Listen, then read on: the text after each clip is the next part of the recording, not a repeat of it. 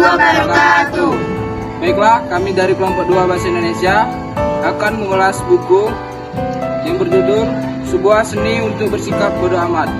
Sebelumnya, izinkan kami memperkenalkan diri. Perkenalkan, nama saya Niken Mayang-Sari. Saya berasal dari kelas 1C Ekonomi Syariah, Fakultas Ekonomi dan Bisnis Islam. Perkenalkan, nama saya Nidia Albarida. Saya berasal dari kelas 1C Ekonomi Syariah, Fakultas Ekonomi dan Bisnis Islam. Perkenalkan, nama saya Ong Sofitri. Saya berasal dari kelas 1C Ekonomi Syariah, Fakultas Ekonomi dan Bisnis Islam. Perkenalkan, nama saya Muhammad Dani dari kelas 1C Ekonomi Syariah dari Fakultas Ekonomi Bisnis Islam. Perkenalkan, saya Hasta Tiara dari kelas 1C Ekonomi Syariah, Fakultas Ekonomi dan Bisnis Islam. Perkenalkan, nama saya Resti Selviani dari kelas 1C Ekonomi Syariah, Fakultas Ekonomi dan Bisnis Islam.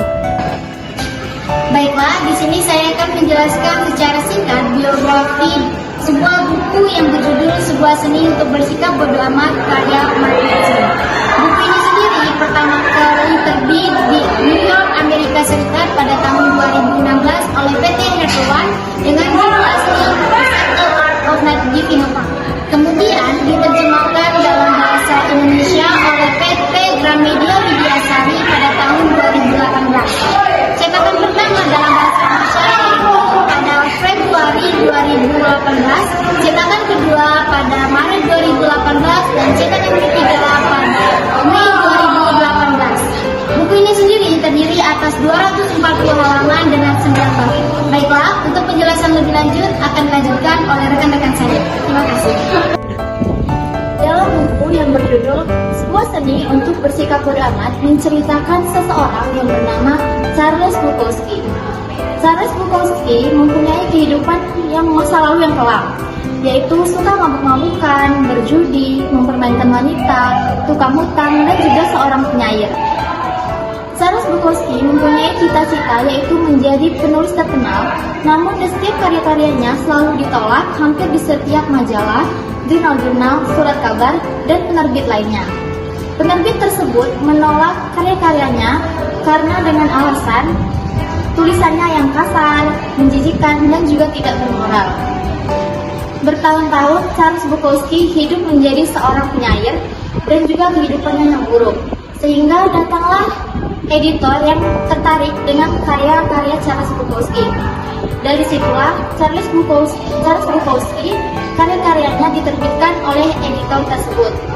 Dari sana, Charles Bukowski menjadi seseorang yang sukses. Dalam buku ini, yaitu menceritakan kebalikan hidup kesuksesan dari Charles Bukowski, yaitu ia nyaman dengan dirinya sendiri dengan dianggap sebuah kegagalan. Buku ini merupakan kisah nyata Bukowski yang intinya bagaimana ia menyikapi kegagalan dan kesulitan di dalam kehidupannya dengan cara bersikap bodo amat sehingga ia bisa bertahan, merasa baik, dan menerima keadaan buruknya sehingga ia bisa menghadapi kesulitan-kesulitan tersebut. Dengan bersikap bodo amat akan hal-hal atau masalah yang dihadapi, maka kita sudah berhasil memutus rantai lingkungan setan. Di dalam buku itu terdapat 3 seni, di mana 3 seni tersebut menggambarkan bagaimana kita harus bersikap bodo amat akan suatu hal agar diri kita menjadi lebih baik dari sebelumnya. Di dalam buku ini terdapat kisah tentang seorang pangeran yang pada akhirnya memilih hidup di jalanan daripada di istana. Kisah tentang seorang motivator terkenal yang bernama Jimmy yang dikenal dengan kayanya, yang banyak memotivasi banyak orang, tetapi dia tidak menemukan kebahagiaan di dalam hidupnya. Kisah tentang seseorang Hiro Onoda yang setia terhadap kekaisaran yang telah hilang dengan cara hidup berpuluh-puluh tahun di dalam hutan rimba, serta kisah tentang Josh, sahabat Bukowski yang ditemukan meninggal di sebuah danau yang membuat diri Bukowski menjadi kacau, dan dari kematian itu berdampak positif terhadap hidup Bukowski yang menjalani kehidupan yang lebih baik dan bermanfaat sebelum kematian itu menjemput dirinya. Di dalam buku ini terdapat kelebihan maupun kekurangannya loh. Apa aja sih kelebihan dan kekurangannya itu? Kelebihan dari buku ini yang pertama adalah halaman buku yang tidak terlalu tebal sehingga habis dibaca satu kali. Kemudian yang kedua adalah sampul atau cover di dalamnya yang didominasi warna orange dan judul buku yang sangat menarik sehingga para pembaca tertarik untuk membacanya. Kemudian yang terakhir, bahasa atau isi yang sedikit nyeleneh tetapi terdapat banyak sekali inspirasi dan motivasi di dalamnya sehingga para pembaca bisa lebih memikirkan beribu-ribu kali untuk melakukan sesuatu hal yang dapat merugikan dirinya sendiri. Kemudian terdapat beberapa kekurangan di dalam buku ini. Yang pertama yaitu masalah atau cerita di dalamnya yang sangat tidak relevan, seperti terdapat di bab 3 yang membahas tentang Jimmy, seorang motivator, dan bab 4 membahas tentang Hiro Onoda, tentang seseorang yang sangat setia terhadap kekaisaran meskipun kekaisarannya telah hilang. Dan kemudian yang terakhir juga terdapat kalimat-kalimat yang maknanya kurang jelas sehingga kita sulit memahami arti dari kalimat tersebut. Nah, jadi itulah kelebihan dan kekurangan dari buku Sebuah Seni untuk Bersikap Bodo Amat. Baiklah, itulah penjelasan singkat terkait biografi, sinopsis, serta kelebihan dan kekurangan di dalam buku yang berjudul Sebuah Seni untuk Bersikap Bodo Amat. Dan dari itu semua terdapat kesimpulan yang akan disampaikan oleh teman saya.